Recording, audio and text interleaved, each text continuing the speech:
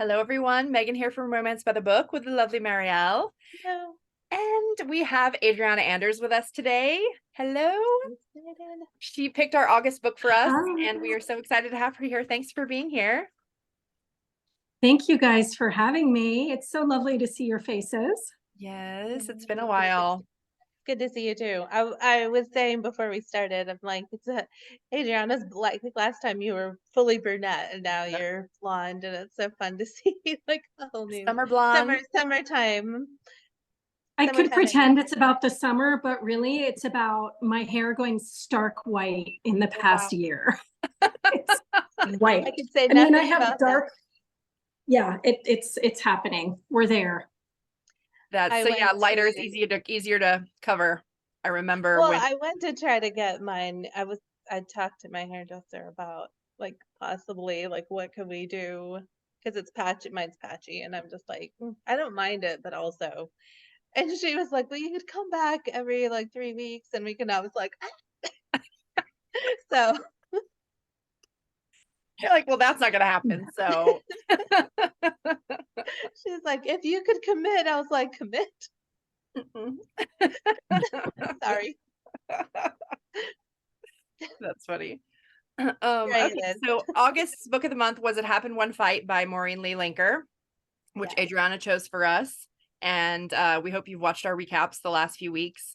They are in our story highlights and in our reels page. So I guess the question I like to always start off with when it comes to this situation is, why did you choose this book for us? What about it made you think it was going to be a good pick? I have never read a book like this. It is a time period that I have never read. And a setting 1930s Hollywood and Reno, Nevada that I have never read. I learned a ton of stuff and I felt like it transported me. So I do not read a ton of historical nowadays in general, but even when I did, it would be more maybe medieval, maybe a little bit of Victorian, Regency. I never read anything like this. And it felt like an important book in the romance world in that respect. And I enjoyed so many aspects of it. And so it seemed like the right book to talk about. Plus, I've been reading so many older books right now.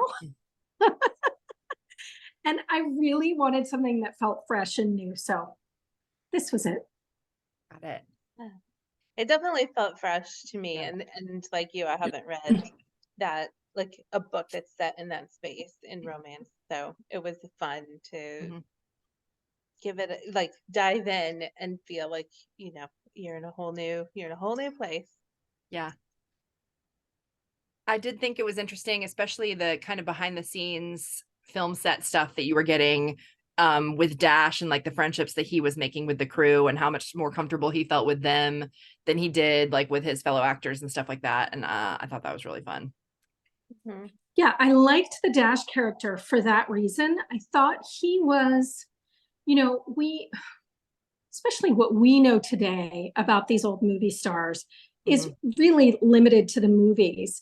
And she had some notes at the end that Dash was partially or based on Clark Gable.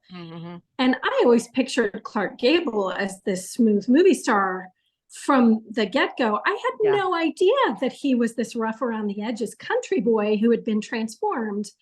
I thought that was just beautiful. And I loved that Dash was just a really sweet character. He was, just a wholesome, wonderful guy. And so he surprised me in many ways. And I really liked that aspect. Yeah. I was gonna say that for Dash, actually for both characters, I guess, but for Dash in particular, um, he felt like a very kind of sensitive soul, and a lot of the issues that he had were kind of like trying to reconcile the fact that like his image really had nothing to do with who he was as a person or who he felt like what was important to him as a person, and the studio was very invested in him like keeping up this like outward view of himself, and Mhm. he was kind of like I felt like he really struggled to live that life when he was like, that's not who I Mhm. am. I don't even like doing this stuff. Like as far as the being out in the public eye and everything. Whereas with Joan, like it felt a lot more like she called the shots as far as who she was going to be. And even though like the way she was perceived was not really who she was exactly, um, but she made that choice. Like she was the one who was like, I'm gonna be fancy and there's never gonna be dirt on me ever again. Yeah. That was her own doing. Which I thought it was interesting to see kind of the play between two people who came from a different world, but who like got there in completely different ways. Yeah. She And had had different a feelings razor about it. sharpness. Sorry, go ahead. She had a razor sharpness to her that I actually really appreciated. So I have a good childhood friend who I've been friends with for ages who made a film that came out, I think, this year on French television. It's Ooh. in English and French, and it's a movie called something like Kim Novak Rebel, Hollywood's Rebel, or something like that. And it's this documentary on Kim Novak, and she went and filmed all of these interview scenes with her. And it was one of the things that really pulled me into this book too, and sort of linked, there was a huge link for me. So Kim Novak, I think, was 50s, 60s Hollywood, but there were so many similarities Mm. that clearly, in order to succeed, you had to either sell your soul, or B, you had to be this extremely intransigent person. You had to be hard as nails. And I really, what this book does is it gives us this hard as nails, potentially unlikable heroine, and shows us why and how she does some things that are, not to spoil too much, but that are not necessarily nice things. Yeah. And I thought that was refreshing to see. I thought it was interesting too, the dichotomy between Dash and Joan. Like you were saying, Marielle, they came from a similar situation, and how they got to Hollywood was different, and how they felt about where they came from was a lot different too. He kind of like pined for the days when he was a nobody and he didn't have to live this Hollywood life, even though he loves acting. And she never wanted to have anything to do with it ever again and act like it never happened. So I thought that was really interesting too, the ways that they thought about their past and how they got to where they are and why it was so important, to both of them in different ways. So But I also think that they were they definitely good both foils for each liked the other. work, right? Like so the place where they met was that they really both loved the work they were Yeah. doing. And they were both good to their fans. Mm. I thought too it was interesting that Joan was so on the surface, like she was just like, I've got a goal, and like she's gonna do it. Mm-hmm. She's very focused on where she wants to get. But there's like a couple people in her life that she is 100% rooting for, and who she like, she's gonna make sure that she like brings them with her.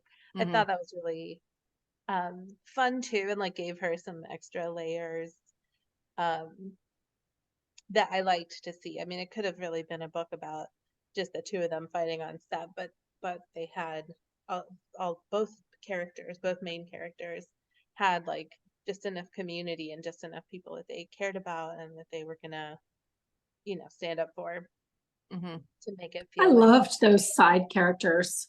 Mm-hmm. They were so good. I loved Flynn, Dash's bestie. Who is the real version of the thing that Dash pretended to be, basically. And Yeah. likable in his insouciance, his like uncaring. He was, yeah. I do hope, I don't know if there's a second book in the series, but I hope that it centers around him. He seems like a character who needs to be a little irredeemable and then to get redeemed. That's my hope for him. So we'll see, I guess. Yeah. And her assistant, who turned screenwriter, and how much she put into like helping her and being there for her and like wanting to see her succeed, even though the story she was telling herself was not like she didn't feel like she was like doing anything particular for her per se. Like in fact, she felt like she was like holding her back because she was still kind of using her as her assistant while she was also doing this like other big job. And I thought that was interesting because in all the ways that Joan seems to know herself well, there's certain aspects of herself that she clearly does not know well at all. I thought that was interesting. And the misperception that she wasn't actually using her as an assistant at that point. She was just being her friend. Right. So maybe she just didn't know what that felt like, you know? Yeah. Well, I got the impression with Joan in particular that she was somebody who saw herself as an unlikable heroine. Like, and so she didn't really, she didn't seem to believe that people would like hang out with her if they didn't have to. So there's a couple times in the book where she's kind of like, oh, you know, she's going to become a director. She's so talented. I'll never see her again. Like, it's just kind of like our relationship is over because she's not my assistant anymore. So she has no reason to hang out with me. Which I thought was super interesting for somebody who like is like the darling of the silver screen. And meanwhile, she is just like, Harry is only like the person who is in charge of, do you know what I mean? It's like everybody who was in her life, she was like, they're here because they're doing a job. That actually, you do have friends, Joan. It's okay. Yep. Yes, she does. So I was also wanting to talk about, speaking of Joan as a heroine and some things that might be potentially unlikable about her grudge holding, and it's leading to the decision that she makes at the end, which I did not love. But like I feel like those two things kind of go together. Like the thing about her that makes it so that she like holds grudges in general and particularly against him, kind of like it was like on the path toward like what ends up happening at the end. And I don't know, I wondered if you guys had any thoughts about that. I didn't actually see it that way, but I'm also not a particularly intellectual reader. So like I didn't, you know, I'm a read, like I'm a eyes wide open, like don't look for any underlying stuff kind of reader. So I didn't see that.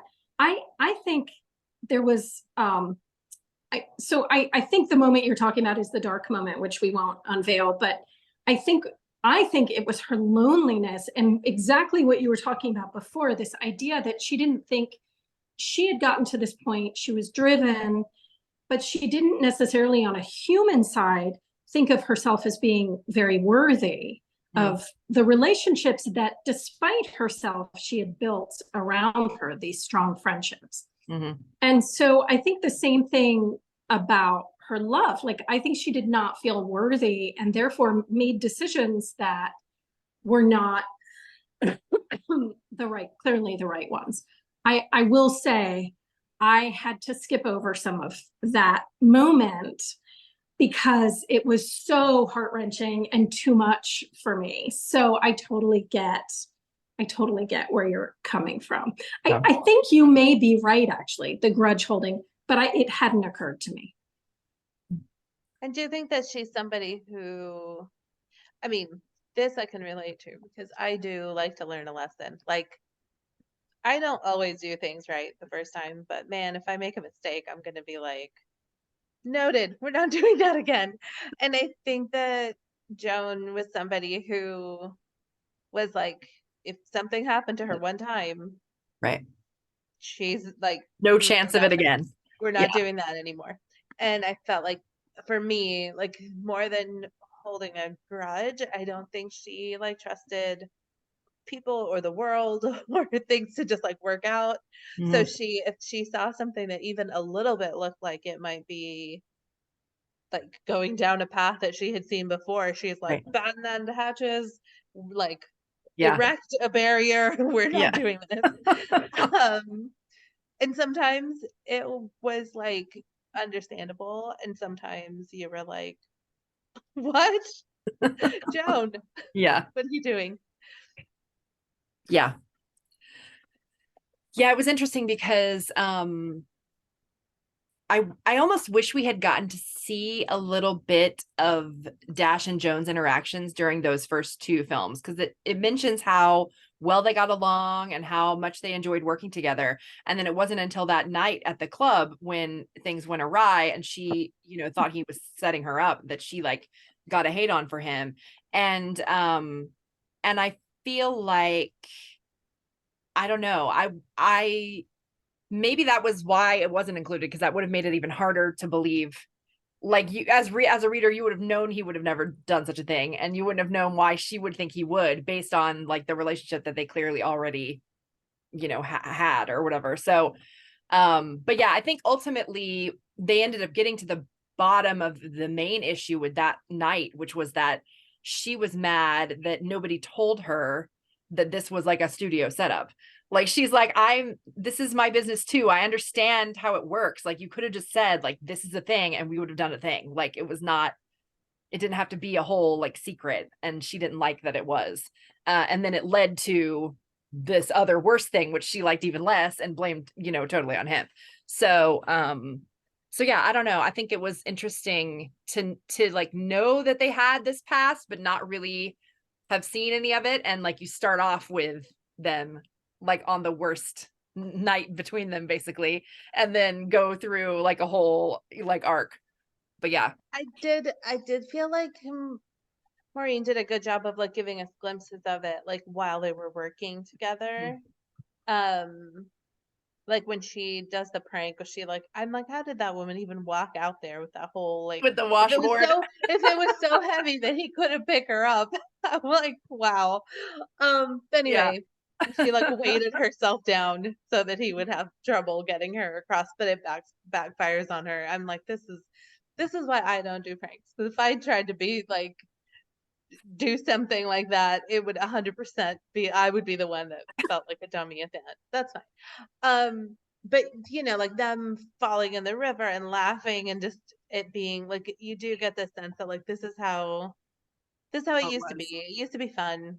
Mm-hmm. And then once they were in the ranch and they had to share that room, we get a couple of things that they do that they're like, oh, this is straight out of one of our old movies, which made it feel like, oh, I bet that they I loved it. time. I loved that. The things, so the one thing he said, your little victim act is all wet, Joan. We both know it. Like, that was a little riposte that he said is all wet. Something about the way that I really thought their banter was excellent. I thought the setups, the scene setups, like that room, their shared little cottage at the ranch cabin, putting the sheet between them. There were moments in this book where I saw the set. I mean, there's some dialogue. I can't, and even the moments that were more dramatic moments were often like super charming in a 1930s movie way that felt really real to me. There were some, I highlighted a bunch of stuff, but there were some really like beautiful moments between the two of them, but there were also some moments that were like really funny in the beginning of the book, where their banter and the things that led to their ridiculous situation really just were so well written. After reading this book, I went and did a ton of Googling because I couldn't believe that this stuff was real. The Reno thing. Yeah, that is funny. And I think they did make at least one or two movies. Like, I feel like there was a pretty famous old movie that took place like on a divorce ranch, and there was I can't remember who was in it, but it was like one of the big like movie stars, male movie stars of the time, who like made a movie like that. But yeah, I think it's really fun. Did you know those existed? I had never heard of that. I had heard of it, but only in the context of like the old movies. So I didn't know if it was like actually a thing or if it was just like a old movie thing. No, I had to look that up. I mean, I've heard of like people going to like couples retreats where they're trying to like reconnect, but not like we're getting divorced. We have to be over here for a certain period of time. So here we go. Like that was interesting. But I guess Well, and the whole setup, all those women in these ranches. I mean, trying to picture it. And then when she talks about how the movie The Women took place in, I think maybe on a divorce ranch or something like that, I found fascinating. So I remember watching that movie in particular and not recognizing the setting. So maybe I mix things up, which I tend to do. But no, I really loved the setting. I loved the glamour and the glitz and like the realism behind it. There's a moment when they're on the Hollywood walk where they have to go put like their stars, you know, or their handprints and their footprints. And I thought that was really well done. It was well executed. It was really fun little scene. There are a bunch of little scenes like that I felt like I was in a movie. I like right in it. Took me away. Yeah. I did find some of those scenes like I could picture in my head the way that it was, you know, in black and white and everything. Yeah. Like the especially the handprint footprint and the cement thing, like that was, I feel like it's a scene that I've seen enough pictures or I've seen something where like as I was reading it I was like, oh yeah, I know what this is. Yeah. I feel like the one thing I will say about the end, we've already done the recap, so obviously like if they've been looking at those then they already know everything that happened in the book, but basically it was I would have liked more like the epilogue as it was basically just like another article like about them getting married, and I think I would have really enjoyed seeing them together after they made up, just to kind of feel like, I don't know, more secure in their like AGA. So Agreed. I think just like a little more at the end would have sealed that up a little bit better for me.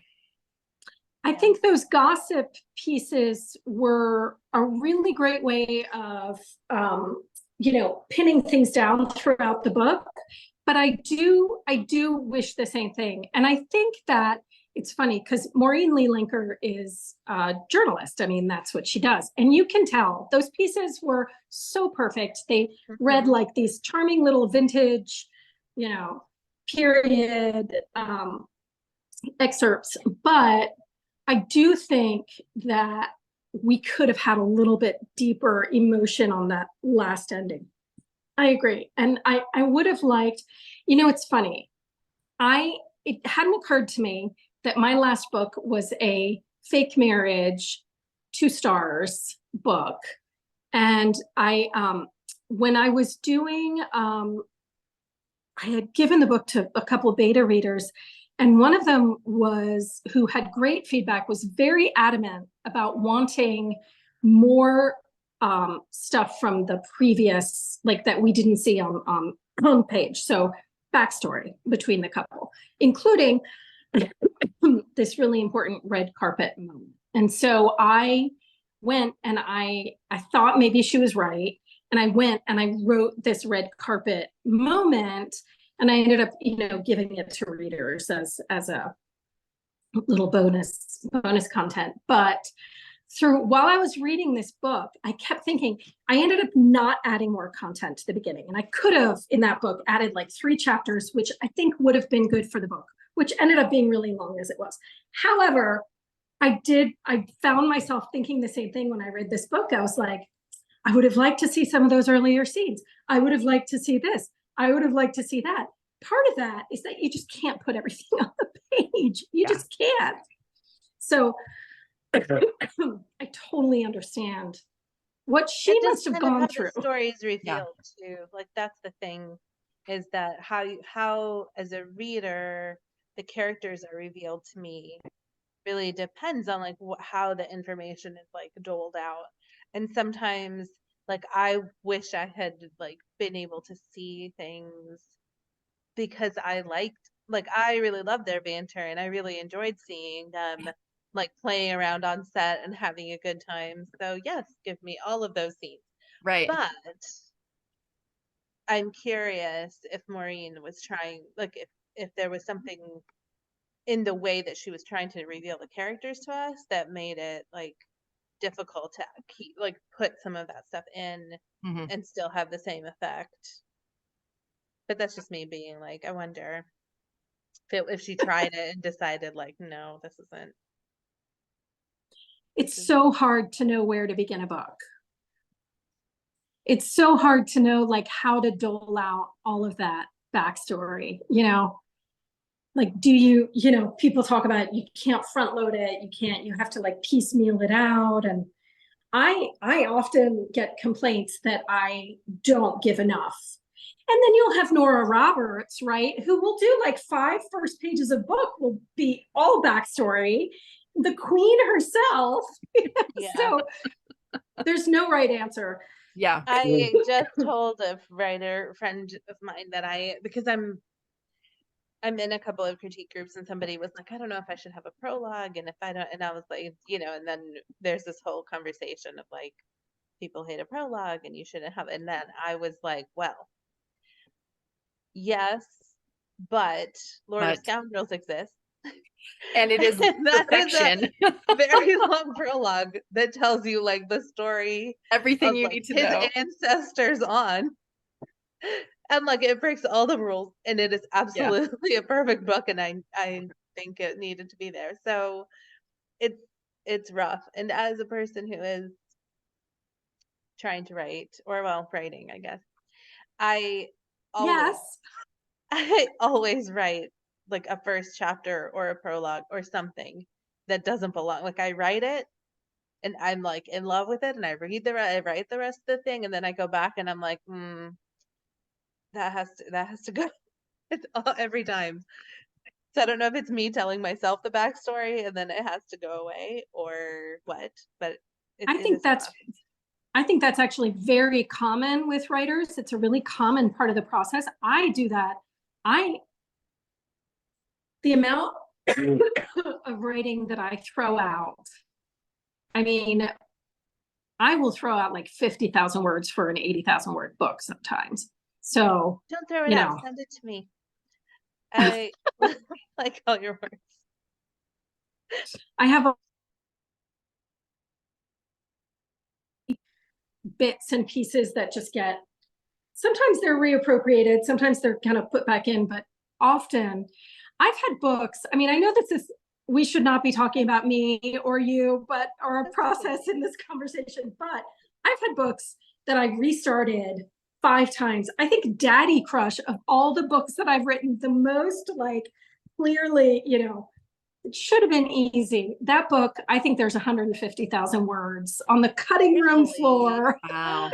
I love that book. I was gonna say, I'm like, Whatever you cut out, you put back better stuff, I guess, because that book is great. It was just never quite right. It was never quite right. So, yeah. We all have our processes, some more efficient than others. Mine is inefficient. I will say that I was listening to a podcast where they talked about like the inefficiencies in publishing are also like the humanity and like the artistry of it. It's the, you know, like it Yeah. can't be efficient and It can't be fixed. Yeah. like it's just part of what needs to be there. So that made me feel better about myself. But it's my gift to you. Well, I feel like there's a conversation to be had about this because the humanity is deep right here. And by humanity we mean human error, you know, constantly reevaluating, getting it wrong, fixing, hopefully. Anyway. But you did see humanity. I feel like in the like when you're reading books where the characters are like messing up and trying to do things and like not feeling comfortable with themselves, but also like feeling comfortable with a version of themselves that's not really who they are. Like all of this stuff I feel like it adds to, like, it makes for relatable characters, even if it's not your experience. Like, situations where you're like, man, I would not have done that, but okay. Like, I see what's happening. Yeah. I thought we had lots of little moments like that here. The one character that's a side character that I was kind of like, what was the like terrible tabloid lady Mm-hmm. who, Vita. yeah, I mean she was bad, but She was then straight up at villain. Yeah. some point it was like, well, I mean, I guess she was just trying to do her job, and I was like, you No, let me hate I her. think we talked about that. I can't remember if we talked about this in the actual recap or like outside of it. But yeah, Marielle and I were both like this at the end. Joan was like, well, I guess we were both just like women trying to do. I'm like, no, ma'am. She was a straight up villain. Like, do not give her any credit. She's the worst. Yeah, she was really villainous. And here's the thing, as a writer looking at a book like this and seeing a villain like that, my instinct is to want her to have a book. Mm-hmm. And that instinct is entirely born from the desire to flesh these characters out and to like show readers why she ended up doing all of this horrible stuff. Because we do see some of it on the page, but I wanted more. I definitely wanted like, okay, but what was her backstory? How did she get here? Give me the nitty gritty on this woman so we can understand why it's like basically for her life or death to get this stuff out there, you know, and to specifically target certain people. Like I wanted her perspective. Mm-hmm. It was interesting to me that because she talks about like part of the reason she hates Joan is because she felt like Joan could have helped her and she didn't. But it's like, what? I mean, even if that's true, like, so you deserved help just because you're you. Like, you expected somebody to just like go out of their way to help you, even though they didn't know you. And when they didn't, you did this. This was your response. Like, what? I have known people like that. I've known people with that level of entitlement. Yeah. And I think it exists. Oh yeah, it does. It still blows my mind every time. Now I'm like, can you write me that? Right. Who's gonna write that book? I do love reading a character, and I think when we were talking to, maybe it was Olivia Dade, because she wrote a heroine who she did a book or a series where they were doing like a really popular TV show, like a TV series, and she had in the last book a character that was shipwrecked. She had a character who was so very comfortable with herself, like so comfortable with herself, and like not in any kind of like, she never put anyone else down. It was never like, it wasn't anything that was, it was, she was just like, I am great, I am me. I'm Yep. gorgeous, I do a good job. It's like, yes, you are lucky to have me here. And I was like, she is a master at that. Olivia Dade, her characters are so happy in their own skin. Yeah, I admire that. Somebody who's so like that, and I am not a person who's like that. Like, I am constantly questioning whether I've done the right thing, whether I wore the correct like color, whether, you know, like anything. If I can question it and like second guess myself, I will a lot. And so it's interesting to read somebody who's so outside of my experience. So same with the like entitled, like I think that it interests me sometimes, and I will do this with people at times too, and it's not like, but like if somebody does something and it's completely like not what I would have done at all, and like I don't understand how they got there, I almost like get more, I'm almost more interested, because then I'm like, wait, how did you decide that was a good idea? Like, how? Explain. I don't get it. Yeah. Like, And almost more when than it's if I, well written, you can get there. I mean, I feel like we definitely understood with this woman that she had this stuff pushing her, and the similarities between her and Joan were there. But I definitely, I want more. I want more of that. There's you know, she and Flynn, Maureen if you're watching, she and Flynn could be like the ultimate, That like would be figure out how to make interesting. that work. I would love to see that Vita try to make a scandal for Flynn, who doesn't care at all Right. what Who anyone like thinks lives a about him. scandal and loves it. Right. I think that would be the worst. I could see her calling like, "Hi, I'm gonna leak," and he's like, Meh. "I already put the pictures out. I don't care." Yeah. Yeah. My Yeah, grandma and knows where I would did that- that. It's fine. Yeah. That's funny. Oh my gosh. Well, thank you so much for doing this. This was really fun. We It was. we Thank always you. love having you on, but we appreciate you doing this for us. Thank you guys for having me. It's always nice to see your faces. And it's nice to like sit and talk about a book with readers and reviewers and writers. Mhm. For me, it gave me the opportunity to talk about a book that I probably like. This is not my subgenre. You know, this is not a book in my world really. So that was really fun. So thank you. Awesome. Yeah, thank And you. thanks for having me. Everyone. We hope you enjoyed this month, and we will see you in September. Oh, before we top off though, Oh, yes. we need to ask Adriana what she's got coming on next. Oh, because yes. You did write a book that was also set in Paris, which is not a place that I mean, it's a place I love, but not a place I get to read about very often. So tell us Yes, what you have tell us. going I've on. got a bunch of stuff. So I've got a Paris, it's a novella. I wanted it to be longer, but these two just got to it really quickly. So it is called We'll Never Have Paris, and it's coming out at the end of next month. So I'm doing some revisions on it right now before it comes out. It's a forced proximity. It happens over Christmas Eve. Enemies to lovers, grumpy sunshine. He is French Welsh. And she is a plus-sized American sort of can't settle anywhere traveler heroine. So that's coming out next. And then I'm actually working on a secret project right now, which is a very big about face for me. We're not going to have like, I'm not going to be able to talk about that for a while, but I'm excited. And That's then awesome. I've got another something sexy coming out, and I'll probably have a kink camp out in the next year or so. We'll see. Awesome. Well, you can find Adriana on Instagram, and she has her website. You can sign up for her newsletter. And yeah, that's all good. Thank you so much. Thanks. Thank you guys. Bye.